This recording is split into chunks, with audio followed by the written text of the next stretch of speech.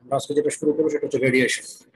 হ্যাঁ, রেডিয়েশন সম্পর্কে আমরা প্রথম দিকে ক্লাসে ইন্ট্রোডাক্টরি ক্লাসে কিছু বলেছিলাম, একটা আইডিয়া দেওয়ার ব্যাপারে। আজকে আমরা ইন ডিটেলসে শুরু করবো। প্রথম লেকচার হিসাবে আজকেও বেসিক জিনিসই যাবে, তারপরে গ্র্যাজুয়ালি আমরা আমাদের অ্যাপ্লিকেশন যেগুলো আছে বা ইকুয়েশন, ইন্ডাস্ট্রিয়াল যে ইস্যুগুলো আছে সেগুলো আমরা দেখবো। স্ক্রিন শেয়ার দিচ্ছি আমি। স্ক্রিন কি দেখা যাচ্ছে? একটু যদি রিকল করি আমাদের প্রথম দিকের ক্লাস, হয়তো অনেকে ক্লাস তো করেছে, অনেক হয়তো আবার রিভিউ করেছিল, যেহেতু লেকচার নোটগুলো দেওয়া হয়, আপলোড করা হয়। আমরা রেডিয়েশন বা বাংলায় যেটা আমরা বলি সেটা হচ্ছে বিকিরণ। একটা সিম্পল একটা কনসেপ্ট চিন্তা করো, তুমি একটা রুমের মধ্যে এখন বসে আছো, সব দরজা জানালা বন্ধ। এই রুমের যদি এখন হিটার ছেড়ে দেওয়া হয়, একটা হিটিং সোর্স থেকে হিট যদি বের হতে থাকে, আস্তে আস্তে কি হবে, সেই রুমের টেম্পারেচার আস্তে আস্তে বাড়বে, এবং সেটা বাড়তে বাড়তে এমন হবে যে সেটা যে আশেপাশে যে ওয়ালগুলো আছে বা যেগুলো সার্ফেস যেগুলো আছে সেগুলো আস্তে আস্তে হিটেড হবে। কনসেপচুয়ালি আমরা এটাই জানি, যখন একটা হিট সোর্স থাকবে এবং এনক্লোজ চেম্বারে, সেক্ষেত্রে এটা হিটটা পুরো রুমের মধ্যে ছড়িয়ে পড়বে, ওই এনক্লোজ চেম্বারে পুরো জায়গার মধ্যে ছড়িয়ে পড়বে এবং টেম্পারেচার গ্র্যাজুয়ালি বাড়বে। কিন্তু এই জিনিসটাই যদি এখন অন্যভাবে আমি যদি চিন্তা করি, যে আমার এই একটা ছবির মধ্যে যেটা দেখা যাচ্ছে, এই একটা এনক্লোজ চেম্বার, তার মধ্যে ভিতরে আমি একটা হিট সোর্স রাখলাম বা হট অবজেক্ট রাখলাম, এবং সেক্ষেত্রে এই ভিতরে যে জায়গাটা আছে এই জায়গাটাকে ভ্যাকুয়াম করা, তার মানে এখানে কোনো বাতাস বা অন্য কোনো ফ্লুইড নেই। তাহলে কি হবে? তাহলে দেখা যাবে যে এরপরও দেখা যাবে যে হিট সোর্স থেকে হিটটা আস্তে আস্তে ছড়াচ্ছে, এবং এই চারপাশে যে ওয়ালটা আছে এই ওয়ালের টেম্পারেচার যদি কম থাকতো আর হিট সোর্সের টেম্পারেচার যদি বেশি হয়, এক পর্যায়ে গিয়ে সেটা তারা থার্মাল ইকুইলিব্রিয়াম। থার্মাল ইকুইলিব্রিয়াম বলতে আমরা বুঝি যে এক পর্যায়ে গিয়ে টেম্পারেচার ব্যালেন্স হবে। সো আলটিমেটলি এই ওয়ালের টেম্পারেচার আস্তে আস্তে বাড়বে। কিন্তু কথা হচ্ছে যে আমরা এখানে ভ্যাকুয়াম করেছি। আমরা কনভেকশন সম্পর্কে যেটা জানি, সেখানে মিডিয়াম লাগবে, ফ্লুইড অথবা লিকুইড অথবা গ্যাস, এই ধরনের কিছু একটা লাগবে। তো কন্ডাকশনও যদি বলি, সেখানেও একটা সলিড অবজেক্ট কিছু একটা লাগবে। সো এখানে যেহেতু ভ্যাকুয়াম, ভ্যাকুয়াম হওয়ার পরেও যখন হিটটা যখন এখান থেকে ডিসিপেট হয়ে ওয়ালে চলে আসলো, তার মানে এখানে ডিফারেন্ট কিছু, এখানে ডিফারেন্ট কিছু। সেই ডিফারেন্টটা কি? এই ডিফারেন্ট জিনিসটাকে আমরা বলছি রেডিয়েশন। তার মানে আমাদের কন্ডাকশন বা কনভেকশন যখন আমরা বলি, তখন আমরা দুটো মিডিয়ামের কথা বলেছিলাম, সলিড অথবা গ্যাস, হ্যাঁ, লিকুইড এবারে, হ্যাঁ, মিডিয়াম লাগবে, দুটোর ক্ষেত্রে আমাদের মিডিয়াম লাগবে। রেডিয়েশন এমন একটা ইস্যু যেখানে আমাদের কোনো মিডিয়াম ছাড়াই কিন্তু হিট ট্রান্সফারটা হয়ে যাচ্ছে, হিট ট্রান্সফার হয়ে যাচ্ছে। এই মিডিয়াম ছাড়া যে হিট ট্রান্সফার, এটাকে আমরা বলছি রেডিয়েশন। ঠিক আছে? তো আমরা এখানে সেটাই বলেছি যে যখন আমরা কোনো এনক্লোজ চেম্বারের মধ্যে ভ্যাকুয়াম রাখবো, এবং সেক্ষেত্রে যখন এটা হিটেড হবে থার্মাল ইকুইলিব্রিয়াম, হ্যাঁ, তখন সেক্ষেত্রে দেখা যাবে যে এখানে হিটটা ছড়াচ্ছে। যেহেতু কন্ডাকশন এবং কনভেকশনের ক্ষেত্রে কোনো মিডিয়াম লাগবে, কিন্তু এখানে কোনো মিডিয়াম ছিল না, তার মানে এই যে হিটটা ট্রান্সফার হলো, এটাকে আমরা বলছি radiation. Mechanism the heat is transferred is called the radiation. এই ট্রান্সফার যেটা হচ্ছে হিটটা, মেকানিজমটাকে আমরা বলছি রেডিয়েশনের মাধ্যমে হিটটা ট্রান্সফার হবে। তাহলে এখন আমরা যদি একটু বেসিকে আবার দেখি, কন্ডাকশন, কনভেকশন এবং রেডিয়েশনের মধ্যে মেইন পার্থক্যটা কি? কন্ডাকশন এবং কনভেকশন এগুলোর ক্ষেত্রে প্রত্যেকটা ক্ষেত্রে একটা মিডিয়াম লাগবে। সেটা লিকুইড হতে পারে, সেটা গ্যাস হতে পারে, সেটা সলিড হতে পারে, but there should be some medium. But রেডিয়েশনের জন্য কোনো মিডিয়াম লাগবে না, মিডিয়াম ছাড়াই সে হিট ট্রান্সফারটা করতে পারে। কিন্তু আমরা যা প্র্যাকটিক্যালি যা দেখি আমাদের আশেপাশে, সেখানে রেডিয়েশন হচ্ছে, কিন্তু সেখানে তো বাতাস রয়ে গেছে, বা সেখানে ফ্লুইড রয়ে গেছে, বা অন্য কোনো কিছু রয়ে গেছে। তার অর্থ হচ্ছে যে সেটা, but in radiation heat transfer occurs in solid, liquid এবং gas and gas as well. তার মানে যদিও আমরা বলছি ভ্যাকুয়ামের মধ্যে দিয়ে রেডিয়েশন হবে, কিন্তু ভ্যাকুয়াম ছাড়াও যদি মিডিয়াম থাকে সেখান দিয়েও রেডিয়েশন হতে পারে। তার মানে গ্যাসের মধ্যে দিয়েও রেডিয়েশন হতে পারে, সলিডের মধ্যে দিয়েও রেডিয়েশন হতে পারে, এবং লিকুইডের মধ্যে দিয়েও রেডিয়েশন হতে পারে। ঠিক আছে? তাহলে এখন পার্থক্যটা তাহলে কোথায় হলো? মিডিয়াম থাকাতে আর না থাকাতে। মিডিয়াম থাকা আর না থাকাতে পার্থক্য যেটা হলো, ভ্যাকুয়ামের ক্ষেত্রে রেডিয়েশন যেটা হবে, হিট ট্রান্সফার যেটা হবে, সেটা হচ্ছে ফাস্টেস্ট। ভ্যাকুয়াম যদি হয় তাহলে সেক্ষেত্রে হবে fastest, that means speed of light, লাইটের স্পিডে রেডিয়েশনটা হবে। আর যদি মিডিয়াম থাকে তাহলে সেক্ষেত্রে লাইটের স্পিড থেকে হয়তো কম, হ্যাঁ, ভ্যালোসিটিতে বা স্পিডে সে রেডিয়েশনটা বা হিট ট্রান্সফারটা হবে। কথাটা ক্লিয়ার হয়ে গেল? জি স্যার। জি স্যার। তাহলে আমরা মিডিয়াম ছাড়া রেডিয়েশন হবে, এটা হলো কনসেপ্ট, এবং সেক্ষেত্রে ফাস্টেস্ট হবে। কিন্তু মিডিয়াম দিয়েও রেডিয়েশন হতে পারে, কিন্তু সেক্ষেত্রে হয়তো ফাস্টেস্ট হবে না, একটু স্লোয়ার হবে, কিন্তু মিডিয়াম থাকতে পারে। কিন্তু বেসিক কনসেপ্টে যেটা আমরা বুঝেছি সেটা হচ্ছে রেডিয়েশনের জন্য মিডিয়াম দরকার নেই। এই যে রেডিয়েশনটা হচ্ছে এর মেইন যেটা হচ্ছে যে আমরা সবচেয়ে বড় অ্যাডভান্টেজ আমাদের জন্য যেটা সেটা হচ্ছে আমরা সান থেকে যে হিটটা আমরা পাই সেটা মেইনলি রেডিয়েশন। সান থেকে যখন হিটটা আসতেছে সেই রেডিয়েশনটা সেটা এখানে মাঝখানে কিন্তু ভ্যাকুয়াম রয়ে গেছে। ভ্যাকুয়াম যেখানে রয়ে গেছে বা যেখানে কোনো মিডিয়াম নেই সেখান দিয়ে মধ্যে সেটার মধ্যে দিয়ে মনে করো আমাদের এনার্জিটা আসছে, তার মাধ্যমে আমরা হিটটা আমরা আর্থে আমাদের প্ল্যানেটে পাচ্ছি। ঠিক আছে, heat transfer from sun to earth is by radiation. এখন প্র্যাকটিক্যালি একটা জিনিস তুমি চিন্তা করো, তুমি কিভাবে বুঝবে রেডিয়েশন হচ্ছে, তুমি কিভাবে বুঝবে ফিজিক্যালি যে এখানে রেডিয়েশন হচ্ছে। এটা খুব সহজে আমরা বুঝতে পারি। শীতের দিনে আমরা এই জিনিসটা খুব অনেকেই অবজার্ভ করি, খুব ভালো মতো অবজার্ভ করি। সেটা হচ্ছে যে যারা আমাদের দেশে হয়তো একটু সম্ভাবনা কম, কিন্তু বাইরের দেশে যারা গিয়েছো বা বিভিন্ন মুভি টুভিতে দেখেছো তারা যে শীতের কান্ট্রিতে একটা ফায়ার প্লেস থাকে, ঘরের মধ্যেই একটা ফায়ার প্লেস থাকে। সেই ফায়ার প্লেসটা টেম্পারেচার যদি 900 ডিগ্রি সেন্টিগ্রেড হয়, কথার কথা এক্সাম্পল হিসেবে, এবং তোমার বডি তুমি যেখানে দাঁড়িয়ে আছো ফায়ার প্লেসের সামনে, সেখানে তোমার body temperature 37 degree average temperature, কিন্তু রুমের যে টেম্পারেচার সেটা হচ্ছে 5 ডিগ্রি সেন্টিগ্রেড। তাহলে তুমি এইখান থেকে হিটটাকে পাওয়া, তোমার শরীরের মধ্যে তুমি একটা হিট অনুভব করবে। তোমার এখানে টেম্পারেচার 900 ডিগ্রি সেন্টিগ্রেড, তার থেকে রেডিয়েশন হচ্ছে হয়ে তোমার এই মিডিয়ামের মধ্যে দিয়ে এসে তোমার শরীরে আসছে। এই যে এটা এটা আমরা খুব কমনে সবাই আমরা কমনলি এটা ফেস করি বা দেখেছি, অবজার্ভ করেছি। So radiation can occur between two bodies separated by a medium colder than the other bodies. I mean, এই যে তোমার বডি 37, ফায়ার প্লেসের বডি টেম্পারেচার হচ্ছে 900 ডিগ্রি সেন্টিগ্রেড, মিডিয়াম যেটা আছে সেটা হচ্ছে 500। মানে এই দুটোর থেকেই মিডিয়ামের টেম্পারেচার কম, তাহলে সেই ক্ষেত্রে এটা আসতে পারে। তার মানে আমাদের এই যে সোলার থেকে যে হিটটা আসছে সেটা এই মেকানিজমে আসছে, মাঝখানে যে জায়গাটা আছে সেখানকার টেম্পারেচার অনেক কম। মানে সান থেকে যে হিটটা আসছে সেটা হিউজ হিট সোর্স থেকে আসছে, আর প্ল্যানেটে যে টেম্পারেচার সেটা অনেক কম, মাঝখানে টেম্পারেচার সেটা আরো কম। তো সেই ক্ষেত্রে হিটটা আমাদের আসছে। আমরা মেনলি এই মেকানিজমে আমরা আমাদের হিটটা আমরা পেয়ে স্যার থাকি। তাহলে রেডিয়েশনের জন্য তো স্যার ওই রুলটা অ্যাপ্রোচ হচ্ছে না যে হায়ার টেম্পারেচার থেকে লোয়ার টেম্পারেচারে যাবে সেরকম? না, ওরকম আমরা বলছি না, আমরা এখনো বলছি না। আমরা বলছি যে টেম্পারেচার হিটটা ডিসিপেট করে। এখন অবশ্যই হাই টেম্পারেচার থেকে লো টেম্পারেচার যাবে, এটা তো কমন একটা ইস্যু। মাঝে তো স্যার একটা মানে লো হ্যাঁ, টেম্পারেচার আছে হ্যাঁ, তাহলে। মাঝে একটা লো টেম্পারেচার আছে, তার মানে এই টেম্পারেচার থেকে এই টেম্পারেচার আসলো, তারপরে সেইখান থেকে যাবে। হ্যাঁ, কিন্তু তাহলে এটা, লোয়ার থেকে হায়ার গেল না? হ্যাঁ তুমি বলছো, হ্যাঁ অবশ্যই তুমি অবশ্যই লোয়ার থেকে হায়ারে যাচ্ছে, কিন্তু এটা এই হিটটা যাচ্ছে রেডিয়েশনের মাধ্যমে। নর্মাল যে হিট ট্রান্সফার যে মেকানিজম সেটা থেকে ডিফারেন্ট। কারণ হিটটা প্রপাগেট করে কি হবে, আমি আসতেছি বেসিক্যালি, আমি আরো আসতেছি, তুমি একটু খেয়াল করো কথাটা। কন্ডাকশন, কন্ডাকশনের ক্ষেত্রে কি হচ্ছে যে তোমার একটা সলিড ম্যাটেরিয়াল, এখানে তুমি হিট করলে এক জায়গায়, সেই টেম্পারেচার হিটেড হলো, দেন এটা গ্র্যাজুয়ালি হাই হিট সোর্স থেকে মানে হায়ার টেম্পারেচার থেকে লো টেম্পারেচার থেকে যাচ্ছে গ্র্যাজুয়ালি আছে। আর হিটটা মলিকুল থেকে মলিকুল, মলিকুল থেকে মলিকুলে হিটটা ট্রান্সফার হচ্ছে।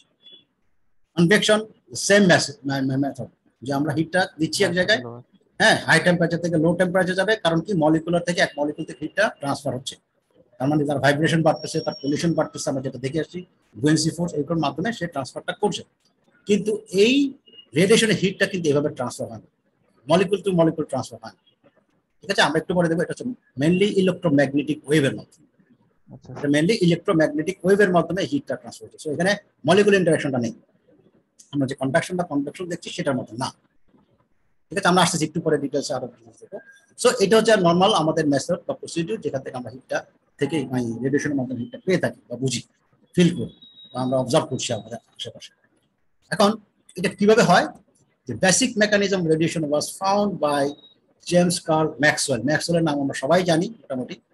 উনি এটা প্রথম, যেটা উনি 1864 মানে 1864 উনি প্রথমে প্রপোজালটা দেন, এবং উনি বলেছেন যে energy transfer in radiation by electromagnetic wave. আমি যেটা একটু বললাম, ইলেকট্রোম্যাগনেটিক ওয়েভের মাধ্যমে হিটটা ট্রান্সফার হচ্ছে, এনার্জি ট্রান্সফার হচ্ছে। এনার্জি ট্রান্সফারের মেইন মিডিয়াটা হচ্ছে ইলেকট্রোম্যাগনেটিক ওয়েভ। ঠিক আছে, এবং এখানে আমরা আরেকটা লাইন ব্র্যাকেটে আমি লিখেছি যে energy emitted by matters as a result of the changes in the electronic configuration of the atoms or molecules. তার মানে তোমার কোনো একটা বডিতে যখন ইলেকট্রনিক কনফিগারেশন বা মলিকুলার এগুলো যখন চেঞ্জ হবে, তখন সেখান থেকে এনার্জি ইমিট হবে, এনার্জি ইমিট হবে, ওখান থেকে এনার্জিটা বের হবে। ঠিক আছে, এটা হলো বেসিক কনসেপ্ট। এখন আমরা আরেকটু ডিটেলসে যাবো কিভাবে আসলে এটা হচ্ছে ঘটনা। 1887, এটা 64 এর ঘটনা, ম্যাক্সওয়েল উনি বলেছেন। 1887-এ হার্টজ, হেনরিচ হার্ট, হার্টের নাম আমরা জানি, ফ্রিকোয়েন্সির সংকেত আমরা হার্ট যেটা জানি, সেই ওই ভদ্রলোক ওনার নাম হার্টজ। 1887 উনি এক্সপেরিমেন্টালি যেটা প্রুভ করেন যে এই ধরনের ইলেকট্রোম্যাগনেটিক ওয়েভ আছে। উনি এটা এক্সপেরিমেন্টালি প্রুভ করেন যে এক্সিস্টেন্স অফ সাচ ওয়েভস, মানে ইলেকট্রোম্যাগনেটিক ওয়েভ যে আছে এটা উনি প্রমাণ করেন 1887 সালে। এরপরে উনি যেটা দেখান সেটা হচ্ছে electromagnetic waves travel at the speed of light in vacuum. Electromagnetic ওয়েভটা এই ভ্যাকুয়ামের মধ্যে লাইটের স্পিড এটা মুভ করবে এবং তার ভ্যালোসিটি কত, ভ্যালোসিটি আমরা জানি এটা হচ্ছে লাইটের ভ্যালোসিটি যে c ইকুয়ালস বা velocity equals 3 × 10⁸ metre per second, সেই হিসেবে 2.9979 এই ধরনের এটা এক্সাক্ট ভ্যালুটা এত মিটার পার সেকেন্ডে এটা প্রপাগেট করবে, সামনের দিকে যাবে। সো হার্জ উনি দেখিয়েছেন যে যেটা ইলেকট্রোম্যাগনেটিক ওয়েভের যেটা সেটার এই ওয়েভের যে ওয়েভ লেন্থ যেটা উনি এটা এক্সপ্রেস করেছেন যে lambda is equals to c by nu. এটা নিউ বলতে এটা ফ্রিকোয়েন্সি, এটা ফ্রিকোয়েন্সি। সো এটা হচ্ছে ভ্যালোসিটি আর এটা হচ্ছে ফ্রিকোয়েন্সি। এখান থেকে উনি ওয়েভ লেন্থ পেয়েছেন। ওয়েভ লেন্থের ইকুয়েশনটা উনি এখান থেকে দেখিয়েছেন যে c ডিভাইড বাই ফ্রিকোয়েন্সি, মানে ভ্যালোসিটি ডিভাইড বাই ফ্রিকোয়েন্সি, এখান থেকে উনি ল্যামডা দেখিয়েছেন। সো ল্যামডাটা আমরা যদি এখানে দেখি lambda equals to c by nu বা ফ্রিকোয়েন্সি, সেখানে নিউ হচ্ছে ফ্রিকোয়েন্সি আমি বললাম, এবং সিটা হচ্ছে speed of light. So c is the speed of propagation of a wave in that medium, that lighted speed. এবং যদি এটা ভ্যাকুয়াম হয় তাহলে সেটা লাইটের স্পিড হবে। যদি লাইট না হয়ে অন্য কোনো মিডিয়াম হয়, যদি হয় তখন এই লাইটের স্পিডটাকে একটা n দিয়ে ভাগ করা হয়, যে সিটা হচ্ছে এখানে তোমার লাইটের স্পিড এবং ভ্যাকুয়ামের মধ্যে লাইটের স্পিড যেটা 3 × 10⁸ ম্যাক্সিমাম যেটা ডিভাইড বাই n হচ্ছে রিফ্লেকটিভ ইন্ডেক্স বা ইন্ডেক্স অফ রিফ্লেকশন, ঠিক আছে? হ্যাঁ, আমরা যেটা প্রতিসরাঙ্ক জানি আর কি, সেটা an এর মান 1 কখন আমরা ধরবো, তখন হচ্ছে যে তোমার মেইনলি এয়ার এর জন্য বা গ্যাসের ক্ষেত্রে আমরা নরমালি 1 ধরি, দ্যাট মিন্স এটা একই রকম থাকে। যখন গ্লাস হয় তখন 1.5, যখন ওয়াটার হয় তখন 1.33, এই ধরনের মানগুলো আমরা জানি। তার উপর বেসিস করে আমরা কোন একটা পার্টিকুলার মিডিয়ামের মধ্যে দিয়ে ইলেকট্রোম্যাগনেটিক ওয়েভের ভ্যালোসিটি কত সেটা দেখতে পারি। সি নট হচ্ছে তোমার লাইটের স্পিড ভ্যাকুয়ামে। যে মিডিয়ামের কথা চিন্তা করছি তাকে যদি আমরা এখানে বসাই রিফ্লেক্টিভ ইন্ডেক্স দিয়ে, তাহলে যে ভাগফল যেটা পাবো সেটা হচ্ছে ওই মিডিয়ামে ইলেকট্রোম্যাগনেটিক ওয়েভের ভ্যালোসিটি সি, ঠিক আছে? এখন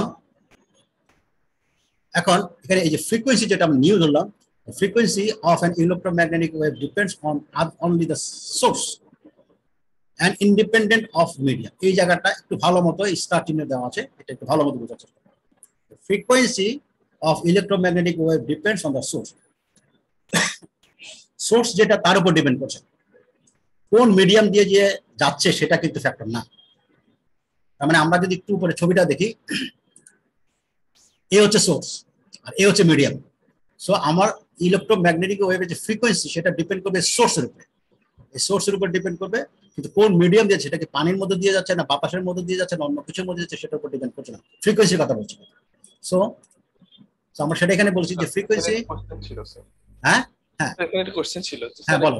এই যে ল্যামডাটা, ল্যামডা, হ্যাঁ এটার সাথে তো একটা ফাংশন আকারে ফ্রিকোয়েন্সি আর সি আছে, আর স্যার সি এর সাথে তো সি নটটা আছে, যে আর সি নটটা তো স্যার মিডিয়ামের উপরই ডিপেন্ড করছে।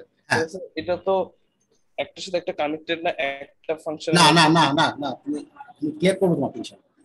এটা আমরা বলছি ল্যামডা।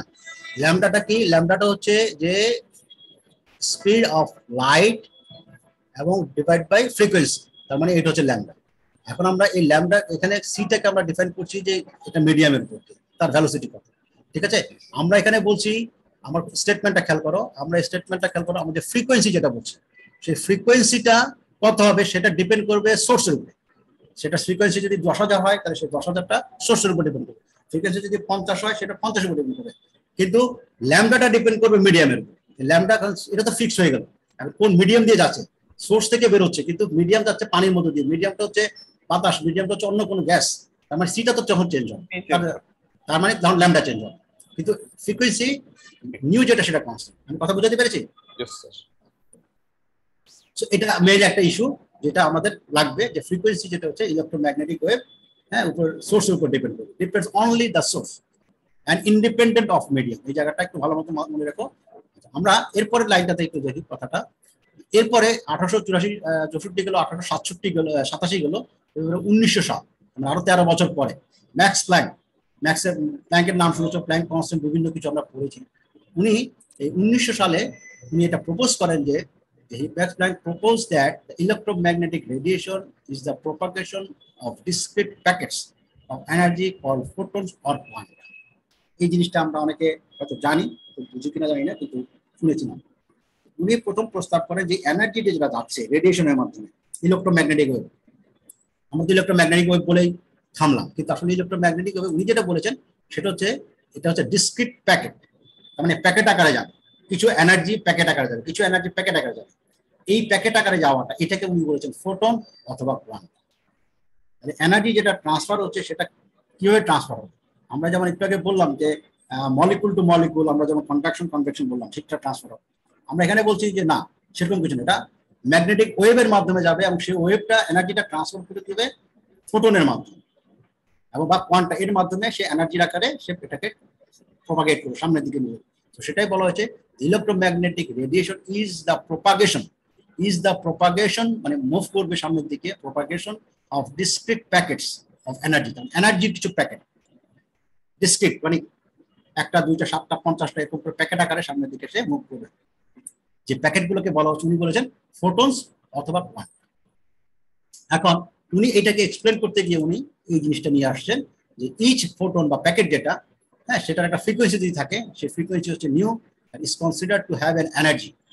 যেটা যখন সে প্যাকেট আকারে সে যাচ্ছে, সে একটা ফ্রিকোয়েন্সি আকারে যখন যাচ্ছে, তখন তার একটা এনার্জি সে যে কন্টেইন করবে, সেই এনার্জিটাকে উনি ই দ্বারা, ছোট হাতের ই দ্বারা প্রকাশ করেছেন। এই E equals to H into nu. নিউটা হচ্ছে ফ্রিকোয়েন্সি, এই এইচ হচ্ছে প্ল্যাঙ্ক কনস্ট্যান্ট। প্ল্যাঙ্ক কনস্ট্যান্টের মানটা হচ্ছে 6.6256 -34 জুল সেকেন্ড। এই জিনিসটা হচ্ছে এইচ এর মান, প্ল্যাঙ্ক কনস্ট্যান্ট। উনি এটাকে বলেছেন যখন প্যাকেট যাচ্ছে, এনার্জি প্যাকেট যেগুলো আমরা ফোটন বলছি, সেই ফোটনটার কি করবে, এনার্জি কন্টেইন করবে। সেই এনার্জি কন্টেন্টটা হচ্ছে ওনার যে কনস্ট্যান্ট যেটা উনি দিয়েছেন সেটা, তার সাথে ফ্রিকোয়েন্সি উনি গুণ করে যেটা পাচ্ছেন ওইটাকে উনি বলছেন এনার্জি। এই এনার্জিটাই সামনের দিকে যাবে, প্রপাগেট করবে রেডিয়েশনের ইলেকট্রোম্যাগনেটিক ওয়েভের মাধ্যমে। So H into new. So new সমান আমরা একটু আগে লিখেছিলাম সি ডিভাইড বাই ল্যামডা। একটু আগে আমরা যে এখান থেকে লিখতে পারি নিউ সমান লিখতে পারি সি ডিভাইড বাই ল্যামডা, মানে সি হচ্ছে ভেলোসিটি অফ লাইট আর ল্যামডা হচ্ছে ওয়েভলেন্থ। সো সেই ক্ষেত্রে আমরা এই ইকুয়েশনটা পেতে পারি যে c into h divide by lambda, এটা হচ্ছে এনার্জি। সো এখন তুমি একটু খেয়াল করে দেখো, একটু ভালো মতো খেয়াল করো, h constant, h constant, c হচ্ছে কোন একটা মিডিয়ামের জন্য তার লাইটের বা ফোটন ইলেকট্রোম্যাগনেটিক ভেলোসিটি। তাহলে সেই ক্ষেত্রে ইটা কার উপর ডিপেন্ড করতেছে, ওয়েভলেন্থের উপর। ওয়েভলেন্থের উপর, ওয়েভলেন্থ যত বড় হবে এনার্জি তত ছোট হবে না বেশি হবে, কম হবে? কম হবে। কম হবে। ওয়েভলেন্থ যত বড় এনার্জি তত কম, ওয়েভলেন্থ যত ছোট তত এনার্জি বেশি। তার মানে ওই এনার্জি যেটা আমি বলছি প্যাকেট আকারে যাচ্ছে, প্যাকেট আকারে ফোটন আকারে যাচ্ছে, সেই বেশি এনার্জি কনটেন্ট। যত ছোট ওয়েভলেন্থের হবে এনার্জিটা কন্টেন্ট করবে বেশি, ফোটনে এনার্জি কন্টেন্ট করবে বেশি, বা কোয়ান্টার মধ্যে এনার্জি কন্টেন্ট করবে বেশি। সেই কনসেপ্ট মিডিয়ামের উপর ডিপেন্ড করবে না। হ্যাঁ, ওয়েভলেন্থটা তো মিডিয়ামের উপর ডিপেন্ড করবে। হ্যাঁ সেটা ঠিক আছে, সেটা ঠিক আছে, কিন্তু আলটিমেটলি যখন যাচ্ছে তখন ওই কোনো ওয়েভলেন্থে যদি হয়, এই ওয়েভলেন্থটা যদি ছোট হয় তাহলে কি এনার্জি কন্টেন্ট করবে বেশি, আর ওয়েভলেন্থটা যদি বড় হয় তাহলে এনার্জি কন্টেন্ট করবে কি বড়, তাই তো বেশি। কথাটা কি বুঝতে পেরেছি এখানে? জি স্যার। তুমি কোন জায়গায় মানে মানে সমস্যা মানে ক্লিয়ার করতে পারছো না? এনার্জি ট্রান্সফারটা কি তাহলে মিডিয়ামের উপর ডিপেন্ড করবে, যে ওয়েভলেন্থ যেহেতু মিডিয়ামের উপর ডিপেন্ডেন্ট? হ্যাঁ ওয়েভলেন্থ এখানে ওয়েভলেন্থের উপর ডিপেন্ড করবে, তো সেটাই যে ওয়েভলেন্থে যে ডিপেন্ড করবে, কারণ সি তোমার চেঞ্জ হচ্ছে, সি চেঞ্জ করলে তো তোমার ডিফারেন্ট হচ্ছে, ঠিক আছে? জি স্যার। তো আমরা এখন যেটা দেখাচ্ছি যে ওয়েভলেন্থের উপরে ডিপেন্ড করতেছে এনার্জি, ওয়েভলেন্থের উপর ডিপেন্ড করবে এনার্জি। তারপরে ছোট ওয়েভলেন্থ হলে এনার্জি বেশি ক্যারি করবে, আর বড় ওয়েভলেন্থ হলে এনার্জি কম ক্যারি করবে। সো এখন তুমি এই কনসেপ্টটা তোমার প্র্যাকটিক্যাল মিলাও, যে আমরা যেটা দেখছি যে E equals to h lambda, h nu সমান হচ্ছে h c by lambda. H হচ্ছে প্ল্যাঙ্ক কনস্ট্যান্ট, তারপরে এটাকে আমরা সি বলেছি যে স্পিড অফ লাইট মিডিয়ামের মধ্য দিয়ে, এবং তার ওই মিডিয়ামের ওয়েভলেন্থ যাচ্ছে তার উপর ডিপেন্ড করবে। সো ল্যামডা যদি বেশি হয় তাহলে ই কম হবে, ই যদি ল্যামডা যদি কম হয় তাহলে ই বেশি হবে। দেখা যাচ্ছে energy of A photon is inversely proportional to lambda. মানে ওই যে ফোটন যে প্যাকেট বা যেটা এনার্জি প্যাকেট যেটা আমরা বলছি, সেটা যে ক্যারি করতেছে এনার্জিটা, সেটা ডিপেন্ড করতেছে ইনভার্সলি প্রপোর্শনাল টু ল্যামডা। ল্যামডার মান ছোট বড় হলে এই এনার্জির মান বেশি কম হবে। সো সেক্ষেত্রে যেটা পাওয়া যায়, that means shorter wavelength radiation possesses higher photon energy. মানে যেটা ওয়েভলেন্থ কম সেখানে এনার্জি বেশি, যেটা ওয়েভলেন্থ বেশি সেটা এনার্জি কম। যার কারণে যেটা স্টার্টিং যেখানে বলছি, therefore we usually try to avoid very short wavelength radiation such as gamma ray, X-ray. তার মানে এই গামা রে বা এক্স-রে যেগুলো আছে তাদের ওয়েভলেন্থটা কম্পারেটিভলি অনেক ছোট। যেহেতু অনেক ছোট তার মানে তারা এনার্জি বেশি ক্যারি করে, সেক্ষেত্রে এটা ডিস্ট্রাকটিভ। আমরা সাধারণত মানুষ, হিউম্যান বডি বিং যারা আছে তারা এটা থেকে সেফ থাকার চেষ্টা করি। কথাটা ক্লিয়ার? তার মানে আমরা যে এক্স-রে গামা যেখানে তোমার প্রিকশন থাকে, তার অর্থ হচ্ছে আসলে এদের ওয়েভলেন্থটা অনেক কম। ওয়েভলেন্থ কম হওয়াতে এরা যে এনার্জিটা প্রপাগেট করছে সেখানে এনার্জির পরিমাণটা বেশি, যেটা আমাদের শরীরের জন্য হয়তো ক্ষতিকর। কথাটা ক্লিয়ার হয়েছে? Yes sir. সো এই ওয়েভলেন্থ একটা ফ্যাক্টর, অনেক জায়গায় আমাদের এটা লাগবে। এখন আমরা থার্মাল রেডিয়েশনটা দেখবো। আমরা এতক্ষণ রেডিয়েশন দেখলাম, এখন থার্মাল রেডিয়েশনটা দেখবো। খুব ভালো মতো বোঝার চেষ্টা করো, এটা হচ্ছে মেইন জিনিস, থার্মাল রেডিয়েশন। সো আমরা ইন জেনারেল প্রিন্সিপালে এখন এতক্ষণ যেটা দেখলাম সেটা হচ্ছে যে ওয়েভলেন্থ থাকবে এবং রেডিয়েশন হবে, রেডিয়েশন প্রপাগেট করবে ইলেকট্রোম্যাগনেটিক ওয়েভের মাধ্যমে। ওয়েভলেন্থের ইস্যু, ফ্রিকোয়েন্সির ইস্যু, এগুলো আমরা দেখব। এখন আমরা বলছি থার্মাল বা হিট ট্রান্সফার। এই সব রেডিয়েশনকে আমাকে হিট ট্রান্সফার করবে কিনা। এখন আমার যে ইলেকট্রোম্যাগনেটিক ওয়েভ যেটা আমরা বলছি, যেমন এক্স-রে, গামা, এই ধরনের আরো কিছু, তারা কি আমাকে হিট ট্রান্সফার করবে কিনা, আরো যদি বিভিন্ন রকমের ইস্যু থাকে সেগুলো কি করবে কিনা। না, সেটা করবে না। আমরা যেটা দেখবো সেটা হচ্ছে যে স্পেসিফিক কিছু ওয়েভলেন্থের ম্যাগনেটিক ওয়েভ যেগুলো আছে, যেগুলো স্পেসিফিক ওয়েভলেন্থ, তারাই শুধু থার্মাল রেডিয়েশন করবে, মানে তাদের মাধ্যমে হিটটা ট্রান্সফার হবে। বাকি যারা আছে তাদের দ্বারা কোনো হিট ট্রান্সফার হবে না, সিম্পল লাইনে যদি বলি। সো সেখান থেকে আমাদের যে কনসেপ্ট আসছে সেটা হচ্ছে থার্মাল রেডিয়েশন। সেটা থেকে আমরা বলছি থার্মাল রেডিয়েশন। সো এখানে আমরা বলেছি যে ওয়েভস অফ ডিফারেন্ট ওয়েভলেন্থ, সবই তো ওয়েভলেন্থ, ম্যাগনেটিক ওয়েভ। তার মানে প্রত্যেকটা ম্যাগনেটিক ওয়েভের মধ্যে বিভিন্ন রকমের ওয়েভলেন্থ আছে। এখন আমরা যদি এখানে দেখি এই যে ছবিটা, এখানে হচ্ছে তোমার ওয়েভলেন্থটা, এই যে ল্যামডা, এক্স অক্ষ বরাবর যেটা ল্যামডা, মানে এটা হচ্ছে সবচেয়ে ছোট বা সবচেয়ে কম, তার মানে ওয়েভলেন্থ সবচেয়ে কম। হ্যাঁ, এবং আস্তে আস্তে ওয়েভলেন্থটা ডান দিকে বাড়তেছে। সো যেমন এখানে কসমিক রে, দেন গামা রে, এক্স-রে, এরকম, তারপর আলট্রা ভায়োলেট, দেন ভিজিবল লাইট, তারপর ইনফ্রারেড, মাইক্রোওয়েভ, এরকম বিভিন্ন স্পেকট্রামে আমাদের আছে। এর মধ্যে আমরা যেটা বলছি waves of different wavelengths differ significantly in their behaviour. এই যে ওয়েভলেন্থের উপরে তার বিহেভিয়ারটা চেঞ্জ হচ্ছে। এবং সেক্ষেত্রে যেটা দেখা যায় thermal radiation emitted as a result of energy transition of molecules, atoms and electrons of a substance. আমরা এই থার্মাল রেডিয়েশনটা যদি দেখবো যে কিছু কিছু মানে ইয়াতে মানে সাবস্টেন্সের ক্ষেত্রে মলিকুলার লেভেলের, অ্যাটম লেভেলে বা ইলেকট্রন লেভেলের এই ট্রানজিশন চেঞ্জ হওয়ার কারণে এই থার্মাল রেডিয়েশনটা হবে। এবং সেই ক্ষেত্রে বেসিক্যালি বা থিওরিটিক্যালি আমরা যেটা বলি যে thermal radiation is continuously emitted by the all matter whose temperature is above absolute zero. তাহলে আমরা থিওরিটিক্যালি যেটা বলছি, যে কোনো ম্যাটেরিয়ালস বা ম্যাটার সাবস্টেন্স যার টেম্পারেচার অ্যাবসলিউট 0 ডিগ্রি টেম্পারেচার চেয়ে বেশি হবে, তারা সবাই থার্মাল রেডিয়েশনে অন্তর্ভুক্ত। মানে তোমার আশেপাশে যা দেখো তাদের টেম্পারেচার যদি কোনোভাবে তুমি বলো যে এটা 0 ডিগ্রির চেয়ে বেশি, কোন 0 ডিগ্রি? অ্যাবসলিউট জিরো কত? -273 ডিগ্রি সেন্টিগ্রেড, তার বেশি যদি হয় তাহলে সেখান থেকে রেডিয়েশন হচ্ছে theoretically. That means everything around us emits radiation. মানে এই বেসিক সংজ্ঞাতে আমরা যেটা বলি যে আমাদের আশেপাশে যা আছে সবার থেকেই কিছু না কিছু রেডিয়েশন হচ্ছে। তোমার বডি থেকে হচ্ছে, তোমার সামনে টেবিল থেকে হচ্ছে, হ্যাঁ, ওয়াল থেকে হচ্ছে, বাতাস থেকে হচ্ছে, এভরিথিং এখান থেকে কিছু না কিছু রেডিয়েশন হচ্ছে। এটা থিওরিটিক্যাল কথা। এখন থার্মাল রেডিয়েশনটা কিভাবে হবে? আমরা যেটা মেইনলি এমফাসাইজ করছি যে ফ্রম দ্য ইলেকট্রোম্যাগনেটিক স্পেকট্রাম বলতে বোঝানো হচ্ছে এই জায়গাটা, এই পুরোটাকে এটাকে আমরা বলি স্পেকট্রাম, বিভিন্ন স্পেকট্রাম ল্যামডার উপর ডিপেন্ড করে। সেটা বলছে যে the electromagnetic spectrum, from the electromagnetic spectrum the wavelength ranging from 0.1 to 100 micrometer causes a thermal radiation. আমরা যেটা থার্মাল রেডিয়েশনের জন্য যেটা কনসিডার করব সেটা হচ্ছে 0.1 থেকে 100 মাইক্রোমিটার, মাইক্রোমিটারের ইউনিট। 0.1 থেকে 100 মাইক্রোমিটার পর্যন্ত যারা ওই ওয়েভলেন্থে অন্তর্ভুক্ত তাদের থেকে মেনলি থার্মাল রেডিয়েশনটা হবে, তার মানে কি, তুমি যদি খেয়াল করো যে এই যে ভিজিবল যে লাইটটা আছে সেখান থেকে শুরু হয়ে, ইনফ্যাক্ট তার একটু আগে থেকে আলট্রাভায়োলেটের কিছু অংশ থেকে শুরু হয়ে ইনফ্রারেডের এই পর্যন্ত এই পুরো জোনটাই আমরা বুঝি থার্মাল রেডিয়েশন অন্তর্ভুক্ত। এর পরের টুকু আমরা কনসিডার করছি না, এর আগের টুকু আমরা কনসিডার করছি না। আমি কথাটা কি বুঝতে পেরেছি? জি ইয়েস স্যার। আমি আরেকটা ফিগার দেখাচ্ছি, এখন খেয়াল করো। ফিগারটা আসলে আমাকে একটু বলো আর কি। কিন্তু স্যার আমরা কি স্যার রেডিয়েশন দেখতে পারি, মানে যেহেতু না এটা ভিজিবল? না না, ভিজিবল, ঠিক আছে, ভিজিবল। এখন এই দেখো, আমরা এই আমার হাত যে ছবিটা আমি ড্র করেছিলাম সেটা তো হাতে আঁকা, যেন হয়তো তুমি বুঝতেছিল না বা ক্লিয়ার না। এইখানে দেখো, এটা একটা বইয়ের থেকে নেওয়া। এই হচ্ছে ফ্রিকোয়েন্সি। সো যার ফ্রিকোয়েন্সি বেশি তার ওয়েভ লেন্থ কম, যার হ্যাঁ সেটা। সো এখানে এটা হচ্ছে ফ্রিকোয়েন্সি, তাহলে ফ্রিকোয়েন্সি এখানে এদিকে বাড়তেছে, বাম দিকে বাড়তেছে। বাম দিকে বাড়াতে ওয়েভ লেন্থটা কমতেছে। তো এই ওয়েভ লেন্থে যে কম, যে 0.1 picometre, 0.1 nanometre, 10 nanometre, 1 micrometre, 100 micrometre, এরকম এরকম আছে, ঠিক আছে। সো এভাবে যাচ্ছে। এর মধ্যে যে গামা রে, এক্সরে, আলট্রা ভায়োলেট, এটা হচ্ছে ভিজিবল। এই যে ছোট্ট অংশটুকু যেটা আমরা দেখি, আমরা লাইট দেখি এতটুকু, তার এই পাশের দুনিয়া আমরা কিছুই দেখি না, এই পাশের জিনিসটা আমরা কিছুই দেখি না, সোজা সোজা কথা। আমরা শুধু এই সামান্য এই অংশটুকু দেখি, যেটা আমরা দেখে বলি ও এত সুন্দর।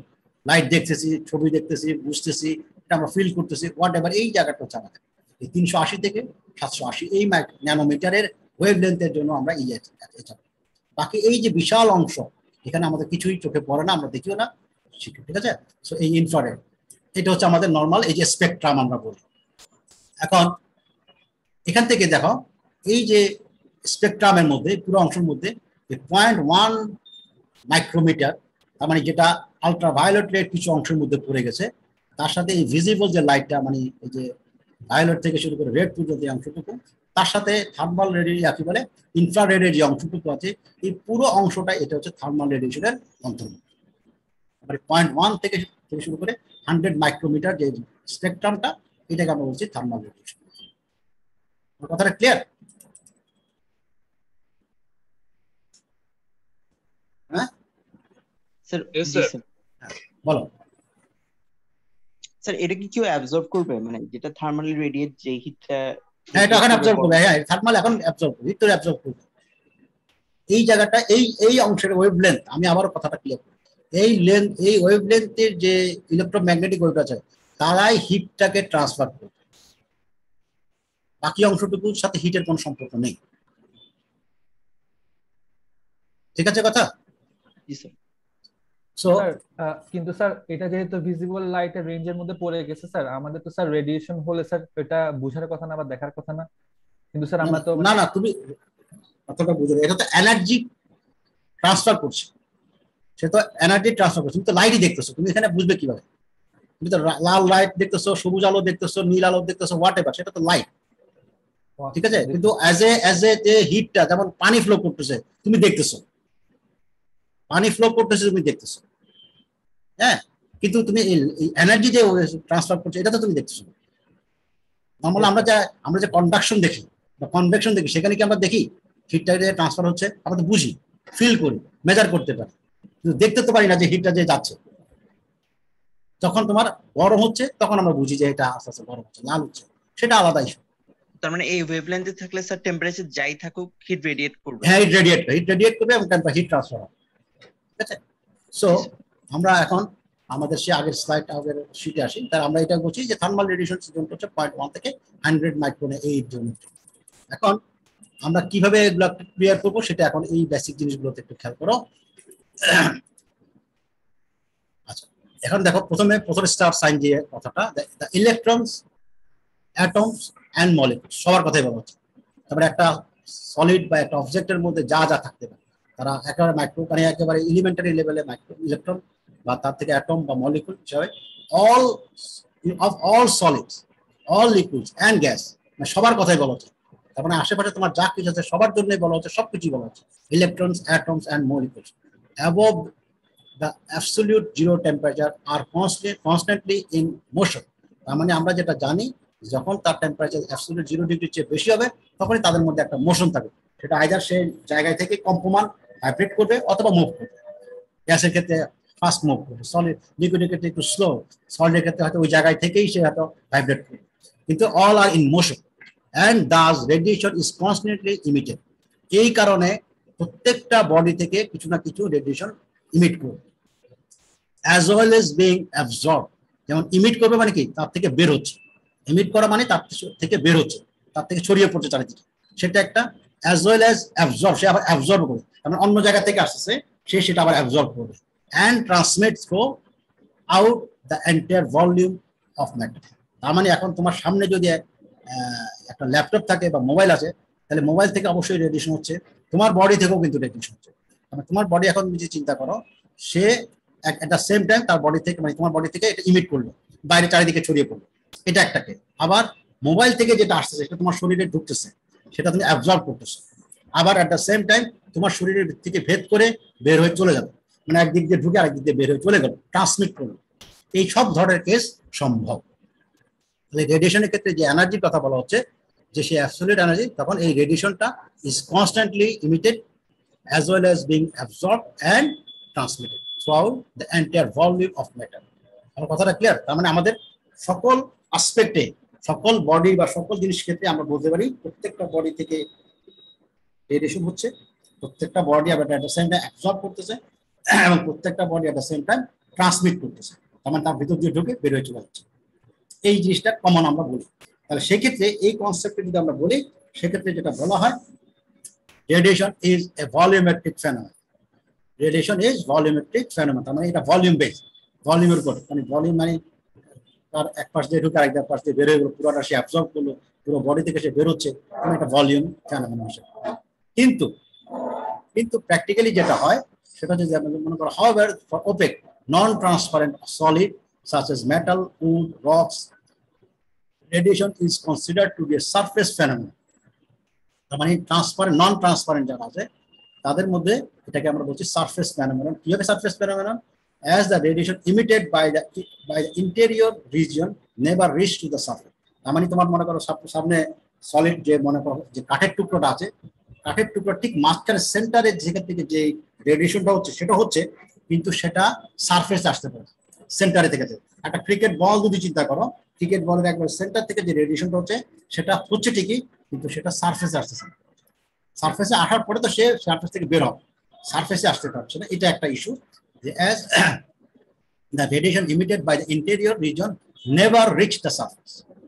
Similarly the radiation incident on such bodies is usually absorbed within the few microns from the surface.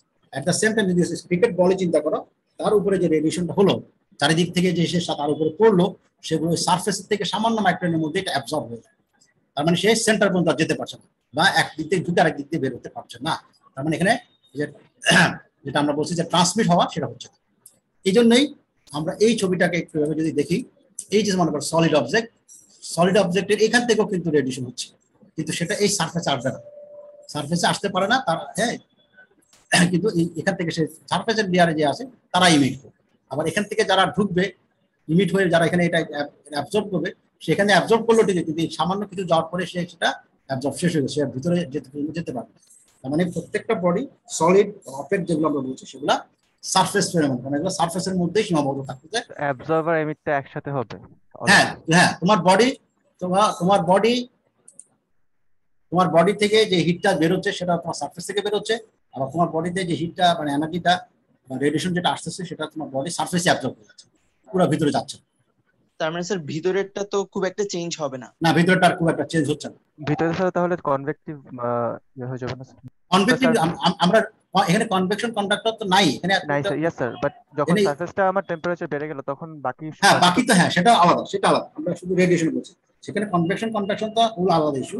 আমরা এনার্জিটা হিসাব করতেছি শুধুমাত্র ইলেকট্রোম্যাগনেটিক ওয়েভের চিন্তা, ঠিক আছে, যে সেখান থেকে কিভাবে হিটটা ট্রান্সফার হচ্ছে। ইলেকট্রোম্যাগনেটিক ওয়েভের মাধ্যমে যখন আসছে, সে সারফেসে থেকেই শেষ হয়ে যাচ্ছে, বা সারফেস থেকে বেরোতে পারছে, সারফেস থেকে বেশি দূর ঢুকতে পারতেছে। তার মানে এটা সারফেস ফেনোমেনন হিসেবে আমরা চিন্তা করছি সলিড অবজেক্টের, ওপেক বা নন ট্রান্সপারেন্ট বডি। এটা কোশ্চেন ছিল স্যার। হ্যাঁ স্যার, যে রেডিয়েশন গুলো স্যার সারফেস পর্যন্ত পৌঁছাতে পারে না, ওগুলা কি স্যার মানে আমার ওই ম্যাটেরিয়ালের মধ্যে স্টোর থাকে স্যার? হ্যাঁ হ্যাঁ হ্যাঁ, জাস্ট রাইট। হ্যাঁ, কারণ এগুলা স্যার পরে ফসিল ফুয়েল। না না তুমি না না না না তুমি এখানে আবার বেশি মানে অতিরিক্ত চিন্তা করছো। যে মনে করো আমার এখান থেকে মনে করো এই মলিকুলটা আমার যে কার্সার যেখানে আছে, এখান থেকে মনে করো রেডিয়েশন হলো, এই রেডিয়েশনের পাশে এখানে আরেকটা মলিকুল আছে, তাহলে এও রেডিয়েশন করতেছে, কিন্তু অ্যাট দ্য সেম টাইম এই মলিকুল কিন্তু সে নিজে অ্যাবজর্ব করবে, এর থেকে যে বেরোচ্ছে সে কিন্তু এখানে এটাকে অ্যাবজর্ব করবে, আর এর থেকে যেটা বেরোচ্ছে এই কিন্তু এটা অ্যাবজর্ব করবে, রেজাল্টেন্ট যেটা সেটাই বাইরের দিকে যাবে। স্যার আমরা যখন রোদের মধ্যে দাঁড়ালে একটু মানে গরম অনুভব করি, এটা কি রেডিয়েশনের হ্যাঁ কারণে হয় না? হ্যাঁ, ডেফিনেটলি ডেফিনেটলি এটা রেডিয়েশনের কারণে। সেটা তো প্রথমে বললাম, ওই যে ফার্নেসের সামনে বসলে, ফায়ার প্লেসের সামনে বসলে গরম লাগে কি জন্য? রেডিয়েশন। Radiation radiation. তুমি যে পয়েন্টটা মাঝখানে বললে সেটা হচ্ছে এই যে মনে করো প্রত্যেকটা বডিতে কি করছে, ইমিট করছে, আবার অ্যাট দ্য সেম টাইম কি করছে, অ্যাবজর্ব করছে। সো আমার এই মলিকুল যদি হয়, সে যদি ইমিট করে, এই মলিকুলও ইমিট করবে, দুটো মলিকুল আমি চিন্তা করলাম, তাহলে এই যখন ইমিট করছে আবার কিন্তু অ্যাবজর্বও করবে। এই যে প্রথম বড় এখানে যে কার্সার যেটা আছে, এর থেকে যেটা ইমিট হলো সেটা এখানে চলে গেল, এই অ্যাবজর্ব করলো, আবার এই যেটা ইমিট করলো সেই এটা অ্যাবজর্ব করবে। আর রেজাল্টেন্ট যেটা হবে, এনার্জি লেভেলে যদি পার্থক্য হয়, তখন এই হিটটা যেটা রেজাল্টেন্ট বিয়োগ করে যা থাকবে সেটাই বাইরের দিকে যাবে। এটা কি স্যার ভ্যালোসিটির কারণে আমার ওয়েভটা ট্রান্সমিট হতে পারতেছে না ভিতরে, মানে যেহেতু আমার সলিড সারফেসে ভ্যালোসিটিটা একটু কম? না না না না না, that's not the factor, that's not the factor. সেখান থেকে হতে পারে, কিন্তু এটা হচ্ছে এই অ্যাবজর্ব যেটা, এই অ্যাবজর্ব করে প্রত্যেকটা ম্যাটেরিয়াল তো অ্যাবজর্ব করছে। তো এখান থেকে মনে করো সাপোজ কথা 10 জুল যদি সে মানে ইমিট করে, এও যদি মনে করো 10 জুল যদি অ্যাবজর্ব করতে পারে, তাহলে আর বাকিটা কোথায় যাবে? বাকিটা আর নাই, রেজাল্টেন্ট তো জিরো। জি স্যার। কথা বুঝেছো? জি স্যার। কিন্তু সারফেস থেকে কেন ভিতরে অ্যাবজর্ব খুব একটা হয় না? কোনটা? তো সারফেসে আসছে স্যার, ওটা ভিতরে এই মানে দেখো, খুব একটা বেশি যাচ্ছে না আচ্ছা চলো, সেন্টারে। এখানে এখানে এখানে যে আছে, এখানে যে মলিকুলটা আছে, আমি মলিকুল এইটাই বড়টা মলিকুল, এটা একটা মলিকুল। তার মানে এখানে এই ফেসটা তো আউটার, এই ভিতরে একটা ফেস আছে, তাই না? এই ভিতরে তো একটা ফেস আছে। তো এখান থেকে একটা জিনিস ইমিট করছে, সে একটা সারফেস মিডিয়াম পেয়েছে ডিফারেন্ট, সলিডের থেকে গ্যাস বা লিকুইডের কি হবে, ভ্যালোসিটিটা কি হবে, বেশি হবে, তাই না? মানে সে এদিকে প্রপাগেট করবে, ভিতর দিকে যাওয়ার সম্ভাবনা তার একটু কম, ঠিক আছে? সবসময় সে এখানে অ্যাবজর্ব হওয়ার চেষ্টা করবে। আবার এখান থেকে যেটা আসতেছে সেখানে আসলো, সে এই ভিতরের এখানেই মধ্যেই থাকলো, কারণ এখানে তার ভ্যালোসিটি কমে যাচ্ছে সলিডের মধ্যে। এটা মানে আবার একটা ইস্যু আছে যে লিকুইড সলিডের মধ্যে পার্থক্য মলিকুল লেভেলে, এরা যেহেতু ভাইব্রেট করছে, মোশনে আছে, তাদের মধ্যে কিন্তু এনার্জি লেভেলটা কিন্তু অনেক বেশি। এনার্জি লেভেলটা গ্যাসের ক্ষেত্রে এনার্জি লেভেলটা কিন্তু অনেক বেশি, সলিডের ক্ষেত্রে সেই এনার্জি লেভেলটা কিন্তু কম, কারণ কি তারা জায়গা থেকে কাঁপতেছে। আর যে গ্যাস, সে কিন্তু ওই মলিকুলের যে এনার্জিটা সেটা কিন্তু অনেক বেশি, সে হায়ার এনার্জি মুভ নিয়ে সে এদিক সেদিক মুভ করছে। তার মানে এখান থেকে যখন সে রেডিয়েশন হওয়াটা, যে ফোটনটা রিলিজ হওয়ার সম্ভাবনা বেশি। তোমরা যখন মলিকুলার স্ট্রাকচার দেখেছো, মানে পরমাণুর যে ইলেকট্রনের যে স্ট্রাকচার দেখেছো, যে নিউক্লিয়াসের চারিদিকে কাছাকাছি যে থাকে, তার মধ্যে যে বন্ডিং আউটার অরবিটে যে থাকে, তার কি বন্ডিংটা অনেক কম না? জি স্যার। তার মানে কি ওখান থেকে এনার্জিটা বের হওয়ার সুযোগ বেশি। যারা সলিডের মধ্যে আছে, কাছাকাছি আছে, তাদের মধ্যে তো সম্ভাবনা কম, কারণ তার ইন্টারমলিকুলার একটা অ্যাট্রাকশন হয়ে গেছে। কথা বুঝেছো? স্যার ট্রান্সপারেন্ট, সেমি ট্রান্সপারেন্ট, এটার রিলেশনটা কি স্যার? কোনটা? জিনিসটা ওপেক ওপেক হইলে একরকম হবে, হ্যাঁ আচ্ছা, এখান থেকে দেখো, ওপেক হলে হবে কি, এটাই তো আমরা কি বলেছি, রিফ্লেকটিভ ইন্ডেক্স বলেছি না? জি স্যার। যে আমরা এখানে উপরে যে প্রথম দিকে দেখালাম রিফ্লেকটিভ ইন্ডেক্স, এন এর মান, যে মানে এখানে রিফ্লেকশন, এই যে এন এর মান, হ্যাঁ, তার মানে এই যে রিফ্লেকশন, তার মানে তোমার কাচের মধ্যে দিয়ে যে পরিমাণ যাবে পানি আর লাইট, পানির মধ্যে ডিফারেন্ট, তাই না? তার সলিডের ক্ষেত্রে কি এটা তোমার থেকে জিরো। তার মানে এই যে লাইট যেটা আছে, কারণ এটা তো আলটিমেটলি লাইটের উপর ডিপেন্ড করছে, আমরা লাইট দেখছি, তাই না? তার মানে সেক্ষেত্রে কি ভ্যালোসিটি তো জিরো, মানে কম। স্যার ওপেক হলে স্যার তো আমার রিফ্লেকশন তো হবে না স্যার। হ্যাঁ রিফ্লেকশন, হ্যাঁ ভিতর দিয়ে পাস করবে না তো, পাস করবে না তো, সেজন্য অ্যাবজর্ব করে যাবে, সেজন্য অ্যাবজর্ব করে যাবে। তার মানে এখানে হিট ট্রান্সফারটা লাইটের সাথেও রিলেটেড অনেক। লাইট না, আমরা লাইট বলছি না, লাইট না, আমরা বলছি লাইটের ভ্যালোসিটি বলছি, কনফিউজ না, লাইট এখানে কোনো কিছু না, ইটস নট দ্য লাইট, এটা হচ্ছে তোমার ভ্যালোসিটির কথা বলছে, লাইটের ভ্যালোসিটি। যখন ভ্যাকুয়াম থাকবে, ইলেকট্রোম্যাগনেটিক ওয়েভের ভ্যালোসিটিটা হবে লাইটের ভ্যালোসিটির সমান। যখন অন্য কোনো ম্যাটেরিয়াল হবে, তখন তার ভ্যালোসিটিটা কমবে, রিফ্লেকটিভ ইন্ডেক্সের উপর ডিপেন্ড করবে। আমি কথা বুঝাতে পেরেছি? এটা কিন্তু লাইট বলে যে আমরা আলো পরে আসছি, যে ম্যাট্রিক টাইমের লাইট, সেই লাইটের সাথে তুমি এখানে মিলানোর চেষ্টা করবে। এটা হচ্ছে লাইটের ভ্যালোসিটির কথা বলা হচ্ছে, ঠিক আছে? জি স্যার। এনিওয়ে, সো আমরা এটা দেখলাম যে যে কোনো সলিড অবজেক্টের ক্ষেত্রে এটা অ্যাবজর্ব করছে এবং একটা সেন্টার রিফ্লেক্ট করছে, ইমিট করছে, আর একটা হচ্ছে সে ট্রান্সমিট করবে। কিন্তু এটা ডিপেন্ড করবে বিভিন্ন জিনিসের উপর। এখন কোনো কাজে হয়তো তুমি যে ট্রান্সপারেন্ট যেটা বললা, অপেক না হয় অন্য কিছু হলে, তাহলে সেক্ষেত্রে এটা পার্সেন্টেজ থাকবে। টোটাল যদি হয় তার হয়তো 10% হয়তো ট্রান্সমিট করলো, 70% হয়তো অ্যাবজর্ব করলো, 30% হয়তো ইমিট করলো, বা এরকম উল্টাটাও হতে পারে। এটা ডিপেন্ড করবে কোন ম্যাটেরিয়ালের কি কনফিগারেশন, ইলেকট্রনের বিন্যাস কিভাবে আছে সেটা। অনেক সাংসারিক জিনিস আছে, আমরা গ্র্যাজুয়াল দেখবো যে কতটুকু অ্যাবজর্ব করবে, কতটুকু রেডিয়েট করবে, এগুলো আমরা আরো গ্র্যাজুয়াল ইনশাআল্লাহ দেখবো। আমি এরপরে এখানে যেটা আছে সেটা আমাদের আর একটা কমন টার্ম, এটা হচ্ছে আমরা বলি ব্ল্যাক বডি রেডিয়েশন। ঠিক আছে, খুব ভালো মতো এই জায়গা থেকে আবার ক্লিয়ার করা শুরু করো, কারণ কনসেপ্ট একটার সাথে একটা রিলেটেড। ব্ল্যাক বডি, আমরা প্রথমে আসি when the temperature of a body is above the absolute 0 degree temperature, radiation হবে, এটা আমরা বলেছি। মানে কোন একটা সাবস্টেন্সের টেম্পারেচার যদি 0 ডিগ্রি চেয়ে বেশি হয় তাহলে সেখান থেকে রেডিয়েশন হবে, এটা আমরা বলে দিয়েছি। এবং সেটা কি, রেডিয়েশনটা কিন্তু in all direction, in all direction. এখানে একটা লাইন আছে, ইন অল ডিরেকশন, তার মানে তোমার সামনে তোমার যে কলমটা রয়ে গেছে বা একটা যে টেবিলটা রয়ে গেছে, টেবিলের সারফেস চিন্তা করি, টেবিলের সারফেস থেকে রেডিয়েশন হচ্ছে, সেই রেডিয়েশনটা অল ডিরেকশন হবে। তার মানে যেটা ছাদে যাবে, সেটা ডান পাশের ওয়ালে যাবে, সেটা বাম পাশের ওয়ালে যাবে, হ্যাঁ, যতটুকু কভার করা সম্ভব অল ডিরেকশনে যাবে। এটা গেলে একটা কনসেপ্ট, খেয়াল করো এখানে ফাঁক রয়ে গেছে অনেক কথা, ভুল না বুঝো তাহলে তুমি ফাঁকটা ধরতে পারবে। এখানে অল ডিরেকশন বলছে আমরা, সকল দিকে আছে। আচ্ছা, আবার বলছে over a wide range of wavelength, তার মানে রেডিয়েশনটা হচ্ছে, আমরা একটু আগে দেখেছি রেডিয়েশন, আমরা দেখেছি যে কোথায় হবে, আমরা একটু আগে এই যে ছবিটা দেখলাম, এই যে 0.1 থেকে 100 মাইক্রন, থার্মাল রেডিয়েশনের কথা বলা হচ্ছে। সো এখানে বিভিন্ন 0.1ও থাকতে পারে, তোমার যে টেবিল থেকে যে রেডিয়েশন হচ্ছে সেটার ওয়েভলেন্থ 0.1 হতে পারে, 0.5 হতে পারে, 1 হতে পারে, ইভেন 100 হতে পারে। হ্যাঁ, আবার অন্য কোনো যদি ম্যাটেরিয়াল থাকে সেটাতে হয়তো একটু কম হতে পারে, একটু বেশি হতে পারে, ডিপেন্ডিং অন। কিন্তু যেটা থিওরিটিক্যালি যেটা আমরা বলছি যে বিভিন্ন ধরনের রেঞ্জের মধ্যে ওয়েভলেন্থ থাকতে পারে।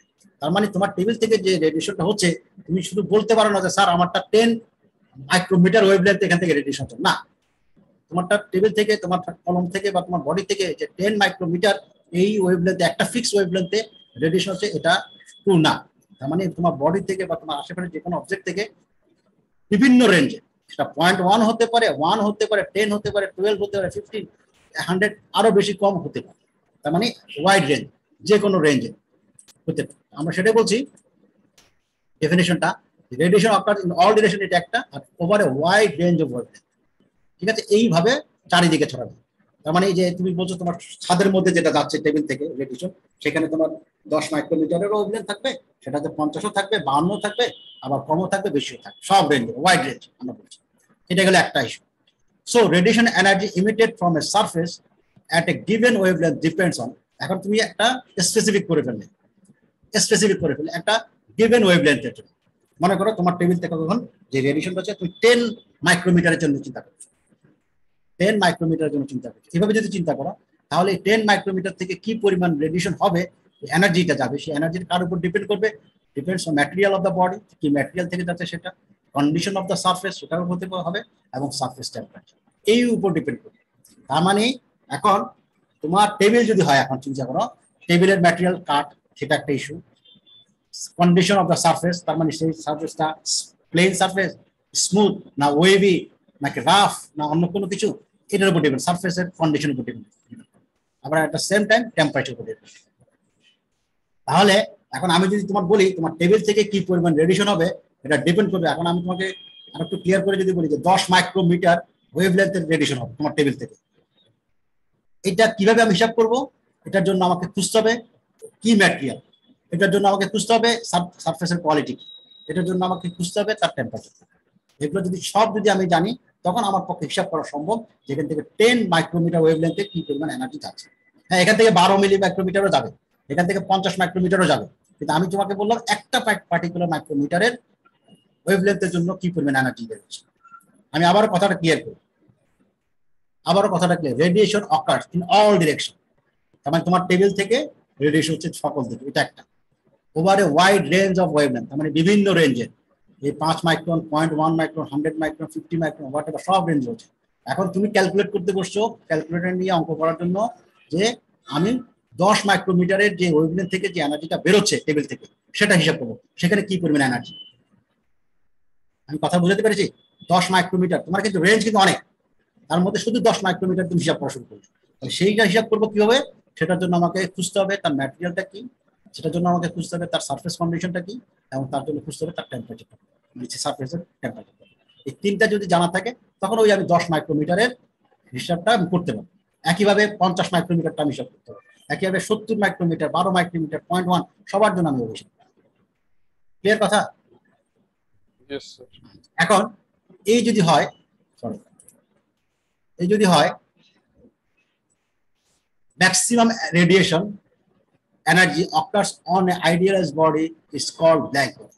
এখন আমি যখন এখানে রেডিয়েশনটা আমি ক্যালকুলেট করবো, কোনটা দেখা যাবে যে কম পাচ্ছি, কোনটা দেখা যাবে বেশি পাচ্ছি, হ্যাঁ, কোনটা উইদিন রেঞ্জের মধ্যে পাচ্ছি, কিছু বিভিন্ন রকমের মান পাবো। কিন্তু আমরা যেটা বলবো যে ম্যাক্সিমাম এনার্জি যেটা রেডিয়েশন হবে occurs idealised body is called black body, যেটা থেকে ম্যাক্সিমাম পাওয়া সম্ভব সেইটাকে আমরা বলছি ব্ল্যাক বডি। অন্যভাবে যদি বলি, ব্ল্যাক বডি থেকে ম্যাক্সিমাম রেডিয়েশন হয়। অন্যভাবে যদি বলি, আইডিয়াল কন্ডিশনে ব্ল্যাক বডি বলতে আমরা সেটাই বুঝবো যার থেকে ম্যাক্সিমাম এনার্জি রেডিয়েশন হবে। তার মানে অন্য যে কোনো বডিতে যে এনার্জিটা পাবো রেডিয়েশনের মাধ্যমে, সেটা ব্ল্যাক বডির চেয়ে কম পাবো। আমি আমার কথাটা বুঝাতে পারলাম? ব্ল্যাক বডি থেকে থিওরিটিক্যালি ম্যাক্সিমাম এনার্জি রেডিয়েট হবে, আর অন্য যে কোনো অবজেক্ট বা যে কোনো ম্যাটেরিয়াল হোক বা সাবস্টেন্স হোক, সেখান থেকে এনার্জি রেডিয়েট হবে, কিন্তু ব্ল্যাক বডির চেয়ে কম হবে। ব্ল্যাক বডি হচ্ছে আইডিয়াল কেস, যেখান থেকে ম্যাক্সিমাম পসিবল এনার্জি রেডিয়েট হওয়া সম্ভব। ক্লিয়ার কথা? ক্লিয়ার? হ্যালো? Yes, হ্যাঁ হ্যাঁ, আচ্ছা, ঠিক আছে। তাহলে সো ব্ল্যাক বডিকে আমরা আরেকটু যদি ক্লিয়ার করি এখন, তাহলে black body is defined as a perfect emitter. তার মানে একটা ব্ল্যাক বডিকে আমরা বলছি পারফেক্ট ইমিটার। ইমিটার বলতে যেখান থেকে রেডিয়েশনটা ছড়াচ্ছে, যেখান থেকে রেডিয়েশন ছড়াচ্ছে, ইমিটার। এবং at the same time absorber, তার মানে তার উপরে যা রেডিয়েশন হবে সব সে অ্যাবজর্ব করে ফেলে। তার মানে সে যদি একটা বডি থেকে যদি রেডিয়েশন হতে হয়, ইমিট করে, সে হবে পারফেক্ট ইমিটার, মানে তার থেকে সব ছড়া যাবে। ঠিক আছে? তার থেকে পারফেক্ট ইমিটার, এখান থেকে সব কিছু ছড়িয়ে পড়বে, ইমিট হবে। আবার at the same time black body বলতে আমরা এটাও বুঝবো, তার উপর যদি কোনো কিছু পড়ে রেডিয়েশনের মাধ্যমে, সেটা সে অ্যাবজর্ব করে, পারফেক্ট অ্যাবজর্ব হয়। এখন অন্যভাবে একটা এক্সাম্পল চিন্তা করি, আমি লাইট, টর্চের লাইট দিচ্ছি একটা সাবস্টেন্সের মধ্যে, একটা সলিড একটা জিনিসের মধ্যে। যদি দেখি যে পুরো লাইটটা যদি ওই সলিড অবজেক্টটা যদি অ্যাবজর্ব করে ফেলে, ঠিক আছে, আবার তাহলে সেটা কি পারফেক্ট অ্যাবজর্ব। আমাদের ব্ল্যাক বডিটাকে আমরা এটাই বলছি, যখন তার উপরে যখন বিভিন্ন জায়গা থেকে রেডিয়েশনটা এসে পড়বে, সে সবাইকে অ্যাবজর্ব করে ফেলে। আবার অ্যাট দ্য সেম টাইম তার থেকে যেটা রেডিয়েশন হবে সেটা চারিদিকে ছড়ায় পড়ে, পারফেক্ট ইমিটার। সেখানে অন্য কোনো, সে নিজে অ্যাবজর্ব করে 80% অ্যাবজর্ব করে ছেড়ে দিল, 20% নিজের মধ্যে রেখে দিল, তা হবে না। তার উপর যেটা পড়বে সে 100% অ্যাবজর্ব করবে, আর তার থেকে যেটা বেরোবে সেটা 100% বের হবে। কথাটা ক্লিয়ার? এটা হচ্ছে আইডিয়াল কেস। কিন্তু প্র্যাকটিক্যালি এই ধরনের কোনো জিনিস নেই, কিন্তু আমরা থিওরিটিক্যালি ব্ল্যাক বডি বলে একটা জিনিস আমরা হিসাব করবো, যেটার উপরে রেফারেন্স করে আমরা বিভিন্ন জিনিস তুলনা করবো। সো এখন at a specified temperature and wavelength, আমাদের এখন যদি কোনো একটা বডির টেম্পারেচার আমরা যদি জানি এবং ওয়েভলেন্থ যদি জানি, ঠিক আছে, তার মানে তোমার টেবিলের উপরে যদি আমি আবার আসি, সেটা হচ্ছে তার টেম্পারেচার মনে করা এখন জানা আছে, তার আমি একটা ওয়েভলেন্থ চিন্তা করলাম 10 মাইক্রোমিটার, তাহলে সেক্ষেত্রে no surface can emit more energy than black body. মানে ব্ল্যাক বডি থেকে ওই পার্টিকুলার টেম্পারেচারে এবং ওয়েভলেন্থে যে এনার্জি হবে, অন্য কোনো বডি, অন্য কোনো সাবস্টেন্স সেটা দিতে পারবে না। ঠিক আছে? No surface can emit more energy than black body. তার মানে তোমার টেবিল যদি হয়, তোমার টেবিলের একটা, তোমার সামনে টেবিল আছে আর তার পাশে আর একটা ব্ল্যাক বডি রাখলাম, কথার কথা একটা ইমাজিনারি একটা ব্ল্যাক বডি, তাহলে তোমার টেবিল থেকে এখন টেম্পারেচার 30 ডিগ্রি আছে, এখানে আমি 10 মাইক্রোমিটার ওয়েভলেন্থ চিন্তা করলাম, এখান থেকে যে এনার্জিটা বেরোবে, আর ব্ল্যাক বডি থেকেও টেম্পারেচার যদি 30 থাকে এবং 10 মাইক্রোমিটারের যদি ওয়েভলেন্থ থাকে, সেখান থেকে যে এনার্জি বেরোবে ব্ল্যাক বডিটা বেশি হবে, ম্যাক্সিমাম হবে। কথাটা ক্লিয়ার হয়েছে? Yes, sir. Yes, sir. So সেটা বলছে, এবং at the same time black body অ্যাবজর্বস all incident radiation, সকল রেডিয়েশন সে ইনসিডেন্টে অ্যাবজর্ব। ঠিক আছে, এই যে এটা হচ্ছে দেখো ব্ল্যাক বডি, এটা হচ্ছে রিয়েল বডি। এই যে ব্ল্যাক বডি এখান থেকে ইউনিফর্ম পারফেক্টলি এমিটার, সে চারিদিকে সমানভাবে ছেড়ে দেবে। ঠিক আছে, কিন্তু রিয়েল বডি দেখলে দেখা যাবে এদিকে কম হচ্ছে, এদিকে বেশি হচ্ছে, বা অন্য জায়গায় কম হচ্ছে। অ্যাবজর্বের ক্ষেত্রেও ঠিক একই রকম, এ সব অ্যাবজর্ব করে ফেলবে, এ কিছু অ্যাবজর্ব করতে পারবে না, বাস্তবে যেটা হয়। সো স্যার একটা কোশ্চেন ছিল স্যার। হ্যাঁ বলো। স্যার ওই আমাদের স্যার ওই material and surface condition sir same থাকার পরেও স্যার ওই রেডিয়েশনের যে স্যার লেনটা থাকে স্যার, মানে ওটা স্যার চেঞ্জ হয় কেন এক একটা এক এক রকম স্যার, ওই যে বললেন বললাম কোন এই যে এটা কথা বলছো? Wave length sir. হ্যাঁ হ্যাঁ, ম্যাটেরিয়াল কন্ডিশনের উপরে, ম্যাটেরিয়াল যে মডেল, লোহার জন্য হয়তো একরকম হবে, প্লাস্টিকের জন্য হয়তো আর একরকম হবে, তোমার হিউম্যান বডির জন্য জি একরকম স্যার হবে। বললেন, হ্যাঁ জি স্যার, মানে তোমার প্রশ্ন বুঝি না। স্যার লোহারই একটা বডি স্যার, এটার উপরেই যদি মানে সারফেসটা যদি স্যার সেম থাকে স্যার, তাহলে স্যার ওয়েভ লেন্থটা স্যার ডিফারেন্ট হয় কেন? ওই যে স্যার বললেন একটা 10 হতে পারে, একটা 8 হতে পারে, মানে একই সারফেস থেকে স্যার যদি মলিকুল গুলা থাকে। হ্যাঁ আচ্ছা, ও আচ্ছা, হ্যাঁ তোমার যদি, হ্যাঁ আচ্ছা বুঝছি, একটা প্রশ্ন করছি। তুমি বলেছো যে স্যার আমার যদি লোহাই থাকে, আয়রনই যদি থাকে, এফই থাকে, তাহলে সেই ক্ষেত্রে এখান থেকে বিভিন্ন ওয়েভলেন্থে বের হবে কেন, তাই তো? জি স্যার জি স্যার। আচ্ছা হ্যাঁ, এটা তো প্র্যাকটিক্যালি আমরা একটা ইয়ে থেকে একটাই ইয়ে হবে, কিন্তু যখন আমরা এনার্জি প্যাকেটটা চিন্তা করছি মলিকুল লেভেলে যখন ইন্টারেকশন হবে, ধাক্কা খাবে, তখন কি এই রেঞ্জটা কি ডিফারেন্ট সময় ডিফারেন্ট হবে না? তোমার মানে আমার কথা স্যার বুঝি নাই। মনে করো যে এই যে এখানে এই ছবিটা যদি চিন্তা করো, মনে করো এই একটা সারফেস, এখন এখানে তো অসংখ্য মলিকুল আছে, এই মলিকুলগুলো কি হচ্ছে, একজন একসাথে ইন্টারাকশন হচ্ছে না, মলিকুলগুলো ইন্টারাকশন হবে না? হ্যাঁ, তো এই যে একজনের সাথে একজন ইন্টারাকশন হলে প্রত্যেকটা থেকে কি একই পরিমাণে এনার্জি রিলিজ হবে? কারণ এক একজনের ইন্টারাকশনটা আলাদা। আমরা যে বলছি দেখো, এই যে কোথায় দেখলাম, এই যে মলিকুল লেভেলে, হ্যাঁ এই যে আমরা আমরা বলেছি যে এই যে ইন্টারাকশনটা হবে, এটা অ্যাটমিক লেভেলে, মলিকুল লেভেলে, তাই না, ইলেকট্রনিক লেভেলে, বিভিন্ন এই যে জিনিসগুলো হবে, এগুলো তো ডিফারেন্ট হবে, যদিও একই ম্যাটেরিয়াল, কিন্তু এর মধ্যে তো বিভিন্ন এনার্জির লেভেল তো বিভিন্ন রকম, কারণ যে ইলেকট্রনটা আউটার সেলে আছে, যে ইলেকট্রনটা ভিতরে সেলে আছে, তাদের তো অবস্থা এক না। কথা বুঝতে পেরেছি? জি স্যার জি। কথা বুঝতে পেরেছি? মনে করো জি স্যার বুঝতে পেরেছি। পিং পং বল দিয়ে তুমি ঘরটা ভরিয়ে ফেলবে, পিং পং বল দিয়ে তুমি ঘরটা ভরে ফেলবে, ভরে ফেলার পরে এখন তুমি এইটাকে মনে করো কোনো কারণে ঘর না, একটা ঝুড়ির মধ্যে অসংখ্য পিং পং, এখন এটা তুমি নাড়াচাড়া করবে, সবগুলোর পিং পং বলের মোশন কি একই রকম হবে? না স্যার হবে না। তার মানে যখন একটার সাথে একটা ইন্টারেক্ট করবে, তার এনার্জি যে কলিশনের যে লেভেল, আরেকটার সাথে আরেকটা তো ডিফারেন্ট হবে, তাহলে সেক্ষেত্রে কি এনার্জি রিলিজ যেটা হবে সেটাও তো ডিফারেন্ট হবে, তাই না? জি স্যার।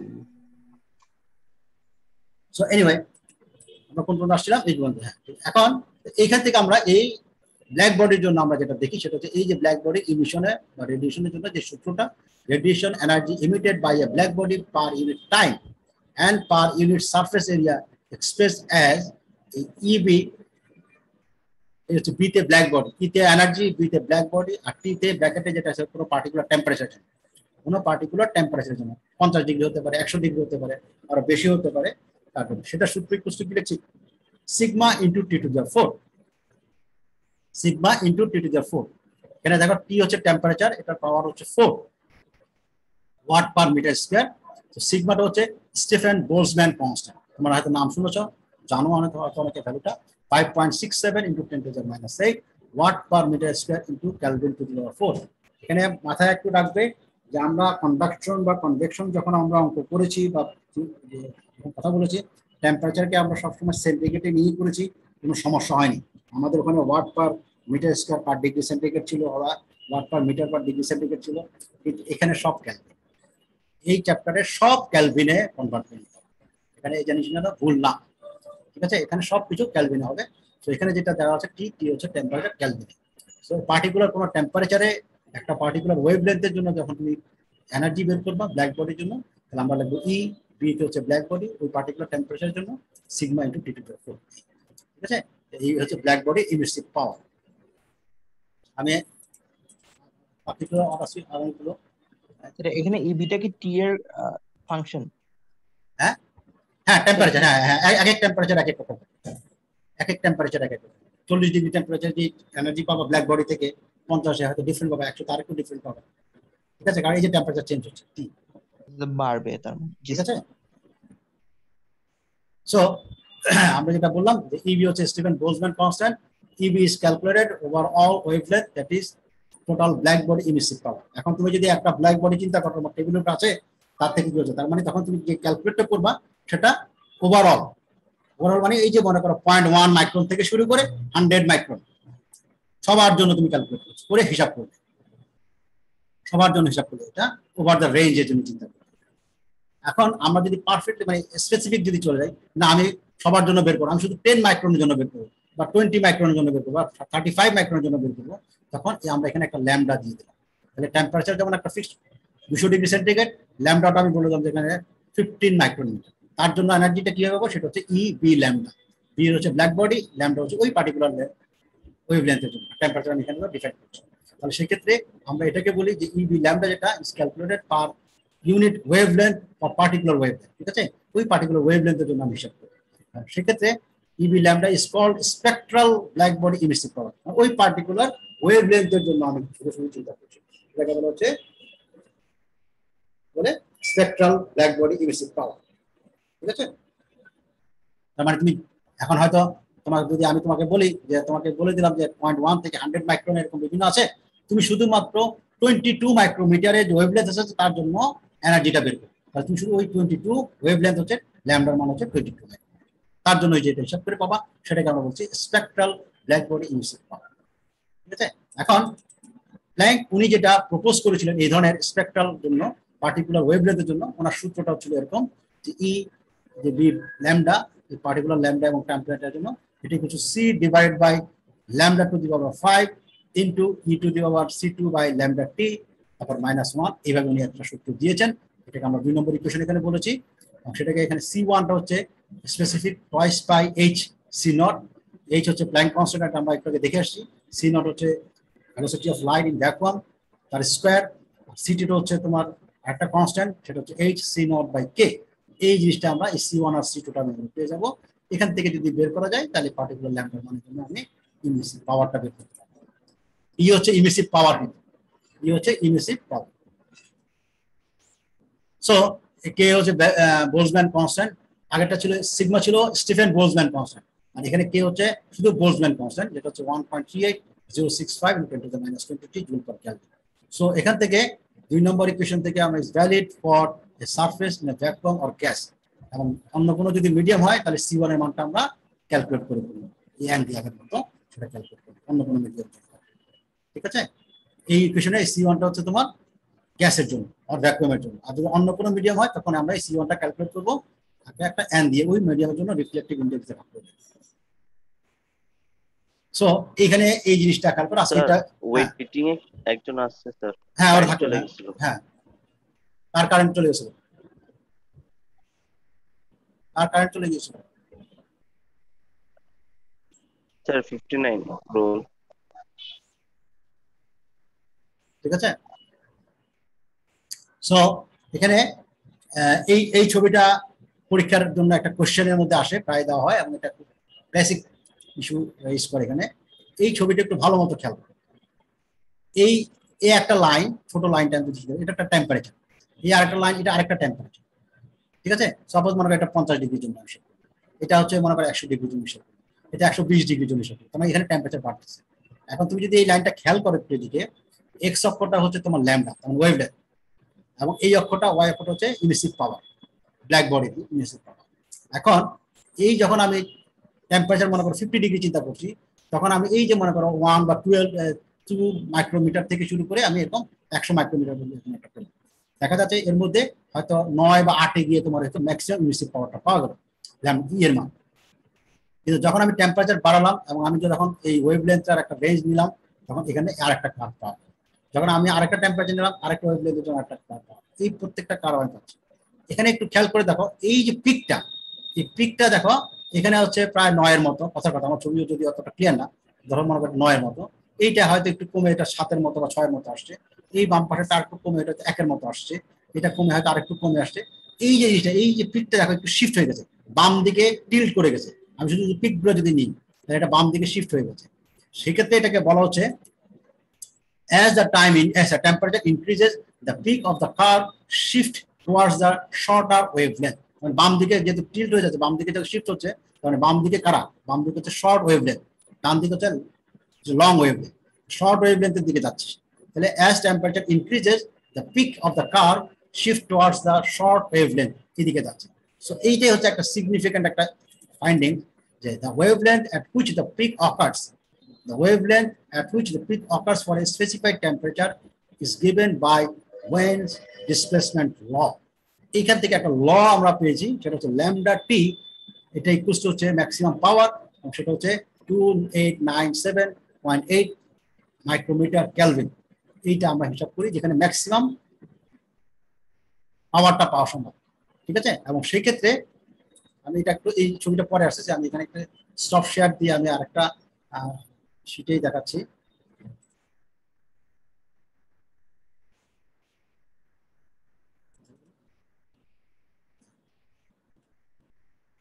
দেখা যাচ্ছে স্ক্রিন? Yes sir. এই যে দেখো, আমি যে ছবিটার কথা বললাম ওখানে আমার হাতে ব্যবহার করে, এটা একটু বেটার ছবি অবশ্যই, হ্যাঁ, তোমার দেখতে হয়তো ক্লিয়ার হবে। এইখানে এই ওয়েভলেন্থ, এটা মাইক্রোমিটার, এবং আমি মনে করি এটা 100 কেলভিন, তার জন্য আমি এই গ্রাফটা পেলাম। নিচে 300 কেলভিন, তার জন্য হয়তো এই গ্রাফটা পাওয়া যাবে, ঠিক আছে, এই রেঞ্জের ওয়েভলেন্থ। এরপর আরেকটা হচ্ছে 500 কেলভিন, এইভাবে দেখো বাড়ানো হচ্ছে।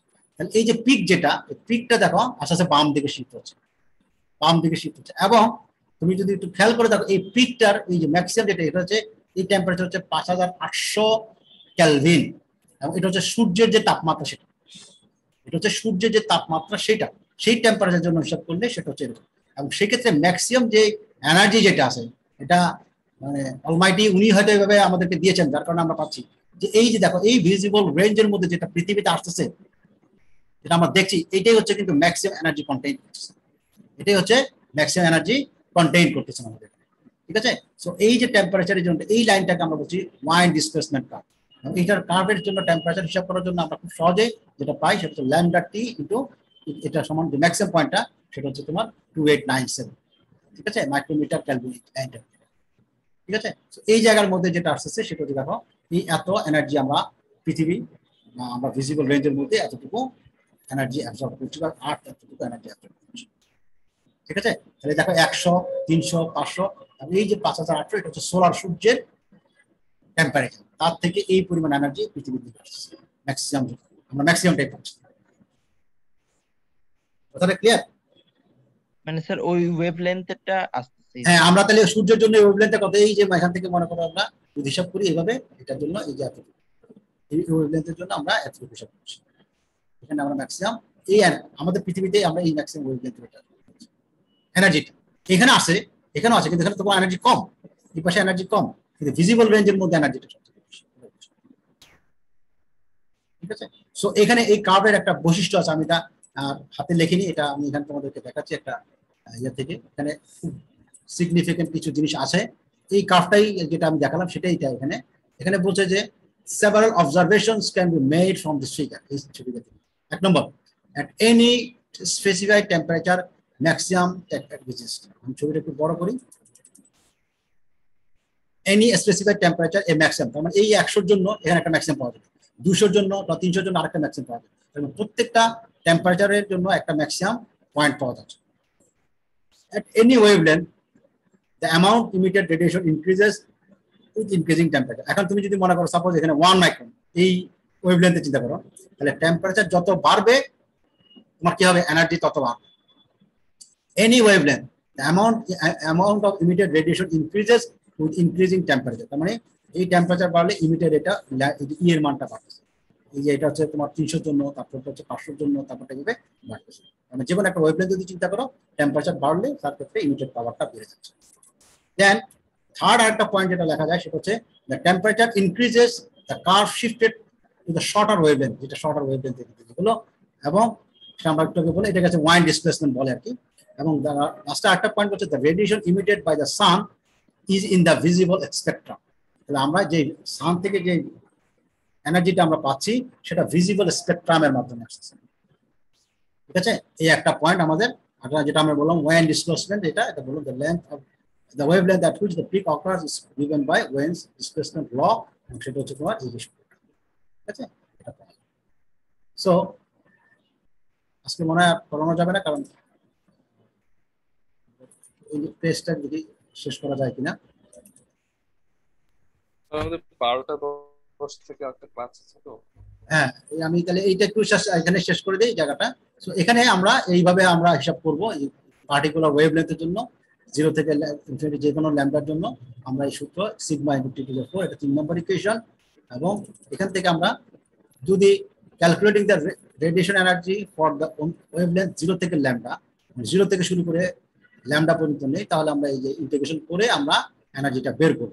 এখন এই এনার্জিটা ইন্টিগ্রেশন করাটা এত ইজি হয় না, কারণ ইকুয়েশন 2 যেটা আছে সেখান থেকে এটা যখন সলভ করতে হয় এটা ইজিলি সলভ করা সম্ভব হয় না। তখন আমাদের আরেকটা জিনিস লাগে, সেখানে আমরা আরেকটা জিনিস অ্যাড করি, এবং সেক্ষেত্রে আমরা একটা ফ্যাক্টর ইউজ করি আর কি। আমরা সেটাকে আমরা বলছি dimensionless quantity F lambda is defined as the defined and called as the black body radiation function. এই ফাংশনের মাধ্যমে আমরা এই জিনিসটা বের করি।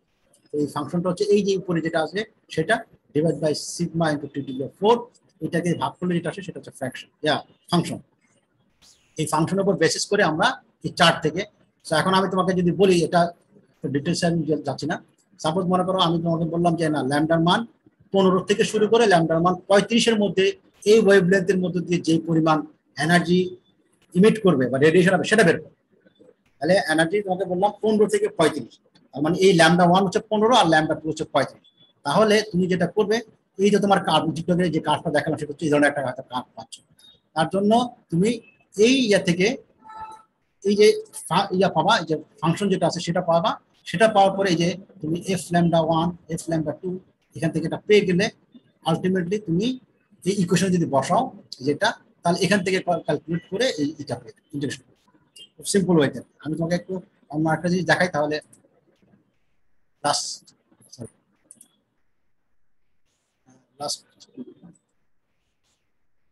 স্ক্রিনে আবার একটা, এই যে আমাদের এই পরে আমি দিয়েছি, এই যে তোমাদের পরীক্ষায় যদি থাকে তাহলে পরীক্ষায় এই ধরনের একটা ফাংশন দেওয়া, চার্ট দেওয়া থাকবে, radiation black body radiation function F lambda.